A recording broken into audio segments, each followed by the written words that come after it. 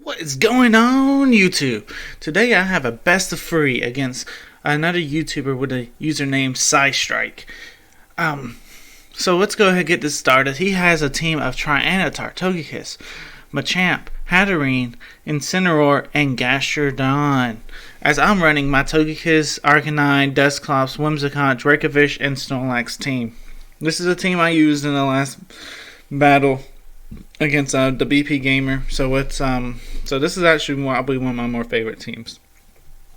But anyway, let's go ahead and figure out what the Psystrike is gonna be bringing.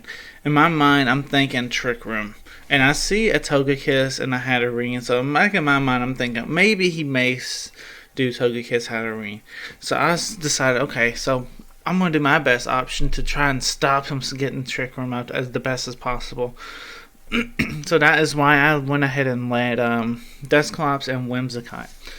Now, if my voice sounds a little hoarse, I've pre-narrated these battles about 2 times now, and both takes have had mistakes and stuff in them from like mic cracking and all that. So I've actually changed my mic.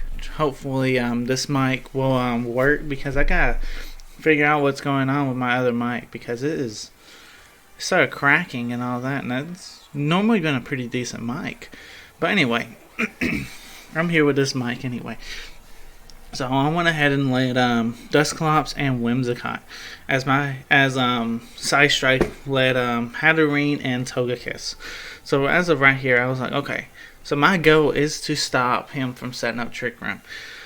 So I'll go ahead and go for the Moonblast, and I'm going to go ahead and go into a Nightshade into this Hatterene to go ahead and avoid him getting any big damage off and all that. So that's what we do, and we actually get a special attack drop onto this Hatterene as well. Okay, so Togekiss goes for Yawn, and for the whole set, this Togekiss has been very, very annoying, and you'll see later on. Sorry, my voice is so cracked right now. But as you'll see later on, this Togekiss becomes very, very annoying with this Yawn. But anyway, as of right now, we're going to go ahead and get some more damage off on this Hatterene, trying to get it KO'd as best as we can possible. But as you can tell, he did not go for Trick Room. He went for Mystical Fire. So right here, I decided, okay, I'm going to switch into my Snorlax and Moonblast the Hatterene. But the Togekiss actually goes for a Follow Me. So that redirects my Moonblast. The second he did that, I was thinking, oh man, he's going to set up Trick Room. Well, I have my Snorlax in here, so that's alright, though. That's alright. I have Snorlax in here. Snorlax is pretty much a Trick Room ninja, okay? So I'm not too worried about Snorlax being in here helping me out. So that's what we're gonna do. So I went ahead and helping hand Snorlax to help me get some damage off on this Togekiss, because I have no idea if this is a bulky Togekiss or an offensive Togekiss, because how he plays it right now, because he's using Yawn and using Follow Me, honestly I have not seen any damage out on it, so it could be a very bulky Togekiss. So I was like, okay, so we're gonna go ahead and use Helping Hand, and I'm gonna just make sure I get enough power to KO this Togekiss. The Hatterene is able to pick up a KO onto my Whimsicott, but for me, I'm able to get a KO onto this Togekiss. So very, very, very important for me. So anyway, going into the next turn, I was thinking, okay, so who do I need to bring in here? I got Dusclops and I have Dracovish, and I was like, okay, I can bring Dracovish in after Trick Room is done. Right now, I think I need to bring in my Dusclops. So that's what I ended up doing. And he brings in Machamp, and Dusclops and Snorlax actually work very well together, as my Dusclops has Ally Switch, so we can actually get a KO onto this Hatterene right here. And I'm going to go ahead and Will-O-Wisp this Machamp. I figure, okay, well, he does have a he's probably going to Dynamax it, you know? So I was like, okay, if I can get a burn on it right now, we're actually in good shape. So that's what we ended up doing right now. As you can tell, though, he is Dynamaxing this Machamp. So I was very pleased with my play of going for a burn onto it. So let's see what we can do from here. Alright. But yeah, anyway, guys, as we're a little caught up, if you guys are very interested in doing these best 2 out of 3 battles against me, let me know in the comment section down below. Also, check out Psystrike. He did make a pretty good set with these battles. So go ahead and check him out as well. But anyway, let's get back into these battles. Alright, so Hatterene goes down to my max Steel Spike. So now my Snorlax is +2 on defense. And yeah, with burn added up on it to it, max Psystrike is not gonna do that much damage. So that's awesome. We're able to actually take that very, very well. And he goes into Gastrodon. And I was like, man, I really want to go ahead and knock out this Gastrodon. So that's what I try and do. But he actually goes for a Protect with Gastrodon. Don't know if he just felt like he needed to go for a Protect, or if he made a read that actually had a C-bombs or what, you know? Because since I used this in my last video, he may have been able to scout out. Oh, well, I mean, he may have been able to scout out my whole team, because here recently I was past 2 free videos actually. I've been using teams similar to this, so he might have thought, okay, so his Snorlax may have that C-bomb. I'm gonna scout that out. He very well could have, or he might have tried to play as fair as possible and maybe not checked out my videos, but I don't really know. And that's okay if he did check out my videos. That's what they're there for on YouTube, for you guys to learn. So anyway, he is there with his Dynamax Machamp and his Gastrodon, and I have Dusclops, and I was thinking, okay, so if he gets another Psystrike off, it may not be very good for me. But at the same time, we're going to just go ahead and do our best to get some damage. We're going to try and KO that Gastrodon pretty much. Maybe he'll overpredict because he knows I have the ally switch, so we'll see what happens.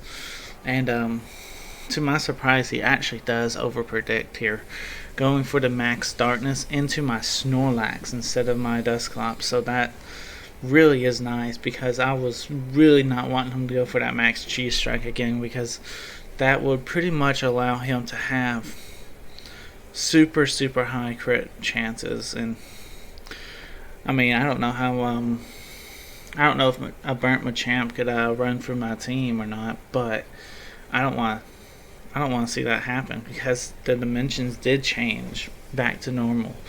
So I really didn't want to have that running around and maybe potentially beating me, you know. But I do have Dracovish in the back, and I am almost certain that Dracovish can outspeed this Machamp and probably one-shot it. So I mean, I'm not too worried about it. I am I did just say pretty much I'll just sack Snorlax, and we'll see what happens from there, type thing. Because Snorlax plus Dusclops combo is actually very strong, as it almost knocks it out. It's now into red. No, I guess yellow now after grassy terrain, but yeah, it's very close to being knocked out, and then back into red due to burn. But anyway, let's go ahead and get the last Nightshade off. He does go for another cross chop and gets the KO onto my Snorlax. But game number 1 goes to me, as I'm able to go for a Nightshade into his Machamp. So let's get into game number 2. Alright, so like I said, in in the last game, and I'll probably say it again before this video's over. But yeah, let me know in the comment section if you guys are very interested in battling me, because I will upload it to YouTube. To me, it's something I really think I really enjoy doing these type of videos. I'm actually gonna be making a series about this. But anyway, back to the team preview real fast. Pretty much in my mind, everything kind of played okay. So I'm just going to bring the same 4, see what happens, and see what Psystrike does to adjust, you know. I mean, if I'm able to take game 2 with my squad I brought in game 1, then great. If I need to adjust, I'll adjust in game number 3. Alright, so let's go ahead and see what he decides to bring. I believe he goes Incineroar and Machamp, so he does switch it up a little bit. The moment I saw this, I was like, wait a minute. Where is the Hatterene? Did he not bring Hatterene? So I was like, okay. So maybe no Hatterene in this game, which means that he does not have his Trick Room mode. So we'll see what happens. So as of right here, I believe I make a really, really ballsy prediction almost. I was predicting maybe this Machamp to stay in. And I was going to Dynamax my Whimsicott and try and KO this Machamp from turn 1. Yeah, I know, it was ballsy. But in a way I had room to play a little risky, honestly. But yeah, pretty much from there he goes into a Gastrodon, and in my opinion, I'm thinking, is this Gastrodon a special defensive Gastrodon? Because I'm expecting to do at least half damage to this Gastrodon, and I do not. So in my mind, it's specially defensive Gastrodon. Maybe not full special defense, but definitely probably a max HP variant. So that's definitely something crazy. But then he goes for Blaze Kick onto my Whimsicott, and that's an interesting move. I'm not for sure if I would run that over Flare Blitz, but I do understand the purpose of that, because that way he doesn't get recoil damage, so therefore he's not doing damage to himself, and I totally understand that. So anyway, let's go ahead. I believe I try and double into this Gastrodon, trying to do as much damage to it as possible, and I should have seen this coming, because how he was, but no, okay, never mind. Yeah, I believe double into Gastrodon. Or do I switch in? No, I do double into Gastrodon here. No, actually I ally switch and I go to Max Starfall. That's right.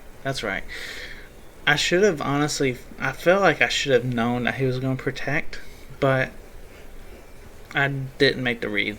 I really was playing obvious in this game number 2. And pretty much I'm paying the price for it right here, you know, wasting turns to Dynamax and all that, trying to get a KO onto this Gastrodon. And I do have a Snorlax in the back that has a C-Bomb and everything, so I mean, really and truthfully, should I have went after the Gastrodon as hard as I am? Probably not. But this does give me good information, though, that he is probably a special wall, or at least a very, very bulky wall that can at least battle, and probably means he's not very offensive Gastrodon, is what I'm trying to say. So I'm not having to worry about maybe his damage output later on, and if it comes down to like a game number 3 or something. So at least I have that information. So Darkest Lariat comes out, and I love Ally Switch because it is saving my Whimsicott. It's saving a lot of my Pokemon from fainting right away, because he doesn't know what's going to happen. He doesn't know if I'm going to push Ally Switch. It's such a random button, though, you know. It's like, I like that move, and I like revealing to it early if I'm in sets like this, because it's like, okay, how are they gonna predict? How are they gonna play with that? You know, I mean, honestly, it's hard to predict when I'm gonna push it. And with this team plays with Ally Switch so meanly, because we got the Snorlax, which pretty much Dusclops just pretty much resist any super effective hit Dusclops or Snorlax would take. So I mean, it's pretty nice. And then I mean, other moves as well, like Togekiss paired with the Dusclops will take the dark moves that Dusclops super weak to. But anyway, I decided to go ahead and set up a Trick Room myself, because of how game 1 went. We were very strong in Trick Room, and that might be why he didn't bring Trick Room. He doesn't want to go into Trick Room, so I was like, okay, well, we'll definitely bring the Trick Room then. So right here, I forgot all about the Misty Terrain, tell you the honest truth, was on the board. And so I went for Will-O-Wisp, predicting a Machamp. So he switches, and here comes a Togekiss instead. I do end up missing my Will-O-Wisp, but man, it looks like I predicted the Togekiss coming in here. And I really didn't predict the Togekiss coming in here.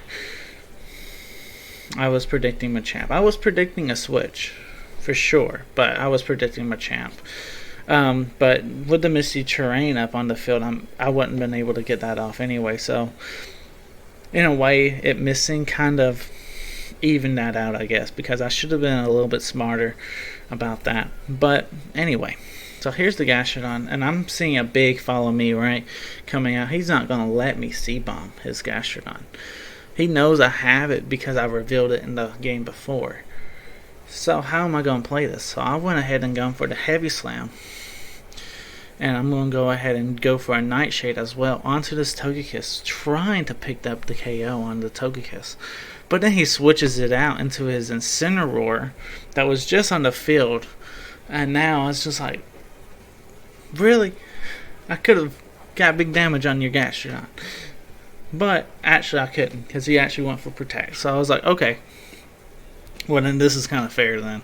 I'm going to go ahead and KO your Incineroar and see what you bring out next.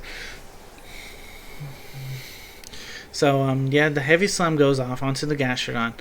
But as he protects, so he's good to go there. So, right here, I'm thinking, okay. Back in my mind, I'm thinking, it depends on who he brings out right here. Because I really wouldn't mind getting a C-Bomb off on that Gastrodon. I really wouldn't. But he brings out Togekiss. I'm like, okay, another follow me potential. So I was like, no.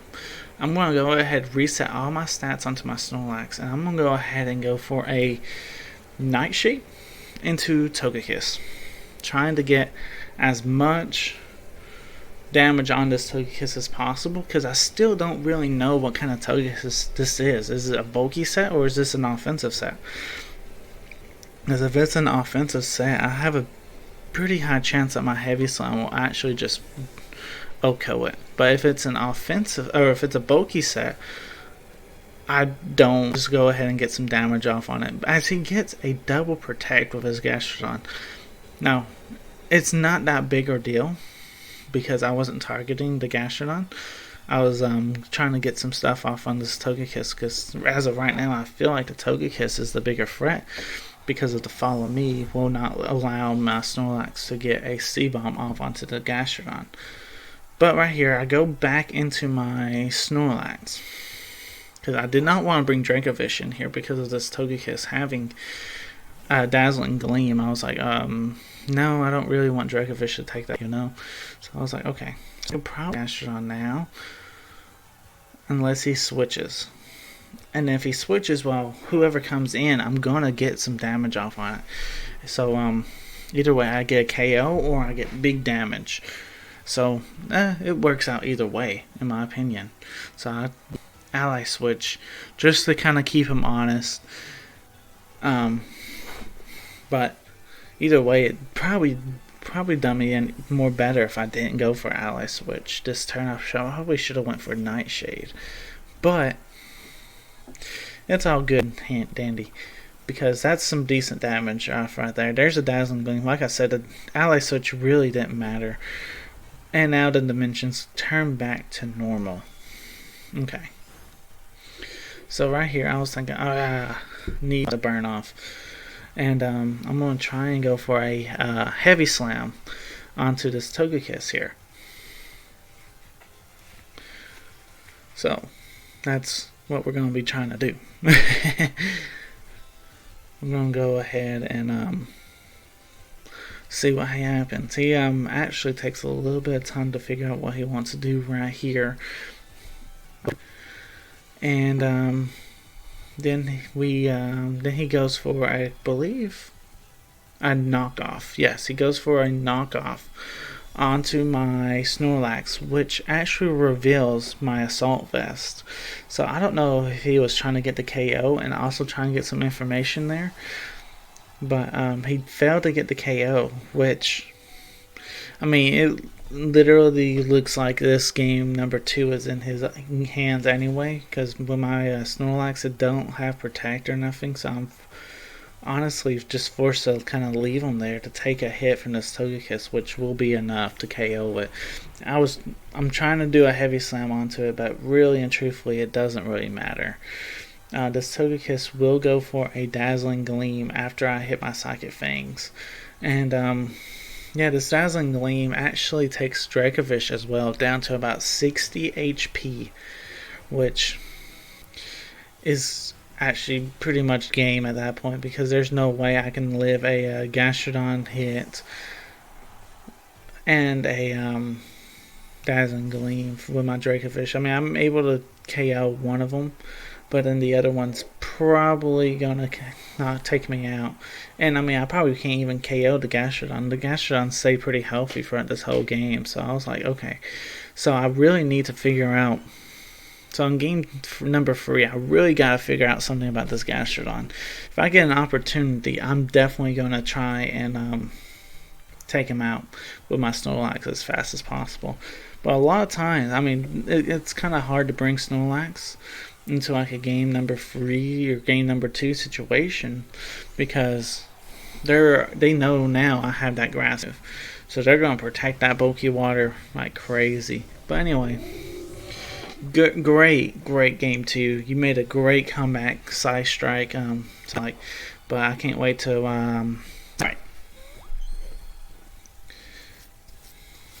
Alright, so in game number 3, I'm honestly thinking, okay, what do I need? So I go for Dusclops Togekiss lead, thinking that, okay, I really need to make some adjustments somehow, some way. But I really don't know how I'm going to do that just yet. So I went ahead, Dusclops and Togekiss lead instead of Whimsicott.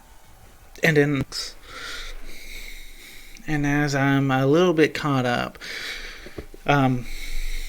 if you guys do enjoy, I would very much appreciate you guys leaving a like, comment, and subscribe. And if you guys are curious to see who wins this best 2 out of 3, stay tuned to the very end, because this is the battle actually comes down right down on its way once I decide who I want to bring. I was debating maybe bringing Arcanine, but Arcanine doesn't do nothing really in this matchup that's too good. He gets walled by a lot of things, so I was like, no, we need Dracovish and Snorlax in the back. It takes me to about 5 seconds till the actual battle starts before I figured out everything. But we got it all figured out. Let's go ahead and get game number 3 on its way. Who he decides to lead. He goes for a and let's see. I go for the Dusclops and Togekiss lead. So right here, I'm pretty much the first 4 or 5 turns we end up pretty much stalling. So trying to figure out things. So I'm gonna go ahead and tell you kind of what was going back in my mind, and then we can go from there. And I'll kind of talk to you guys about stuff until the battle kind of gets ramped up a little bit. But pretty much, I'm trying to get damage onto Incineroar enough to where Incineroar is as big of a threat.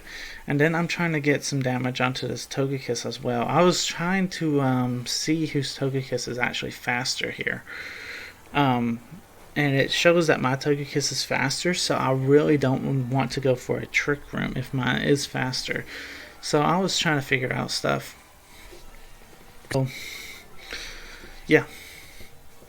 So I'm trying to get damage on Incineroar. I'm trying to get big damage onto this Togekiss as well. And then I make some cheeky plays to kind of save my Dusclops a little bit with Nightshading and ally switching until Togekiss kind of wakes up. As you see that he did get hit with a yawn.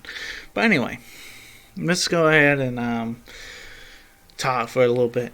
If you guys are interested, and like I said, I was going to say this like 3-4 times in this battle with this video, but I can't emphasize this enough. If you guys are very interested in doing a best 2 out of 3, or even doing just a battle with me, let me know in the comment section down below, because I will upload it, and I'll probably put it onto YouTube. So in a way, it's free publicity for you, and I appreciate it if we do a battle, you do the same for me. But I was approached by a guy yesterday. I asked him, well, do you think you could record if we do a best 2 out of 3? He said, I don't have a recording device or nothing, and that's okay. If you can't record, I will still battle you, and I will upload it to YouTube anyway. So don't feel like you have to record to battle me. No, just bring your A game, pretty much. I want good content, and at the price of me giving you a little bit of free advertisement, hey, it works, you know? I mean, it doesn't hurt my feelings none. So anyway, getting back to the battle, Togekiss is about to wake up, I'm pretty sure, and I'm going to go ahead and go for a follow me, and I'm going to try and get a Nightshade off onto this Togekiss. Like I said, I'm just trying to get some damage off. Luckily, I did get the Togekiss wake up here, and I was so lucky with my sleep turns during the set, so I was very happy with that. It seemed like I woke up at the best time to wake up, because when this Darkest Lariat would have definitely KO'd my Dusclops, and then I wouldn't have been able to get a Nightshade off. But on this scenario now, since Togekiss woke up, I'm able to follow me and get everything going. So Nightshade comes out. Obviously, it doesn't do the most, but most Togekisses don't have a form of recovery, where mine does. I have Life Dew. So let's go ahead and get all that set up and going. I believe he actually switches out his Incineroar, and I kind of can't wait to see why he decided to do that, because in his narration I'm hoping that he'll explain a little bit on why he decided to switch it out. Maybe it was because he wasn't getting nowhere, but it was literally probably about one turn away from making one sick prediction to get a KO into my Dusclops. But anyway, I mean, I can see why he's wanting to save it, because that's free Intimidates, that's parting shots. Definitely a big reason to save it right there too. But anyway, we're pretty much in this board position right now where I'm like, okay, so do I try and KO and put some damage onto this Togekiss, or do I do big damage to this Gastrodon? Because obviously Gastrodon's the threat.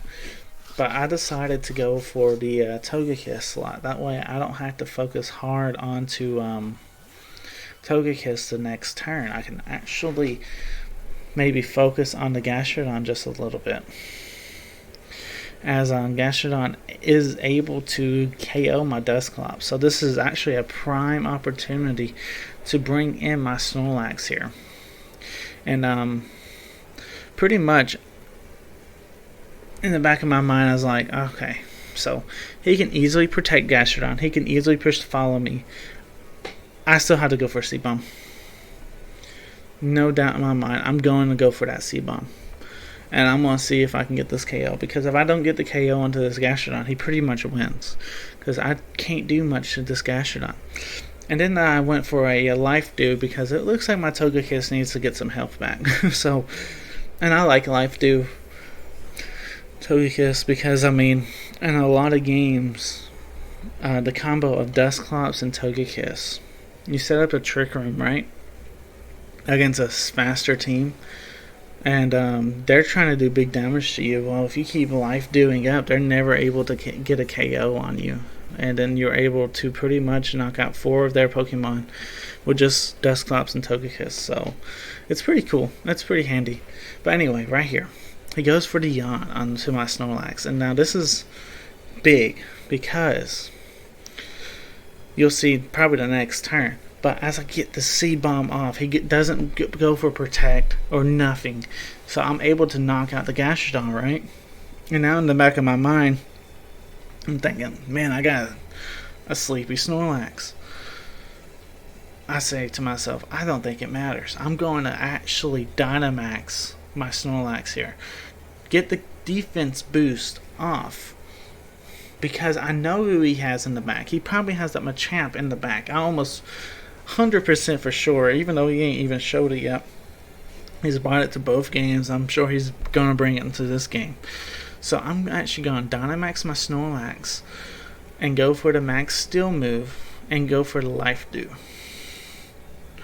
Alright, the Max Steel move, the reason I'm doing this is that way I get a defense boost. So whenever I do go up against Dynamax Machamp,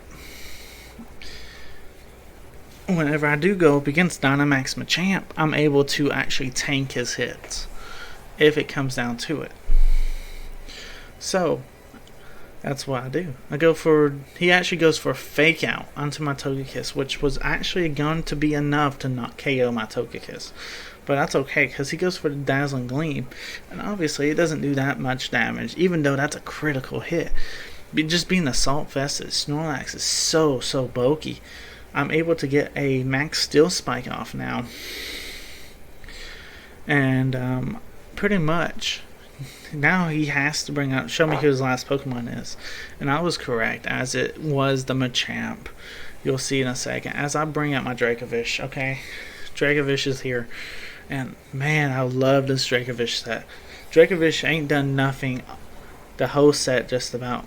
But he's about to pretty much redeem himself right now. Let's just see what happens.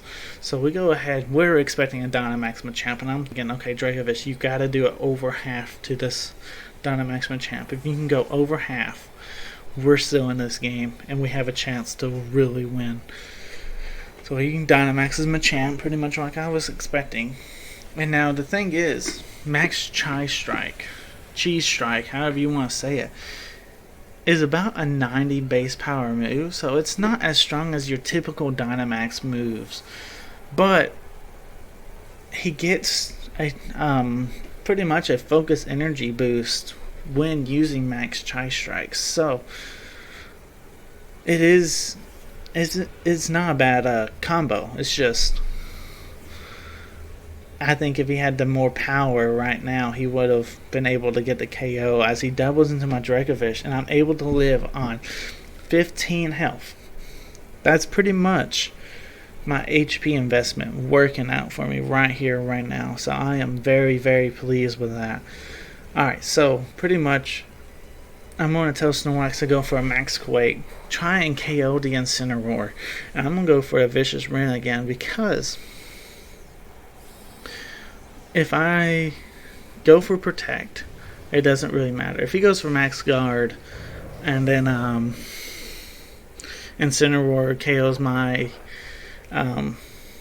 Dracovish, then that's okay, I guess, because I still had a Snorlax. Probably would have lost the set. But in my back of my mind, I was thinking, I don't think Machamp has a Protect. I think he's a Assault Vest Machamp. So I was like, okay, I'm going to go for it anyway. And I was correct, as in, well, I don't know if he is Assault Vest, but I was correct as in he didn't go for Max Guard.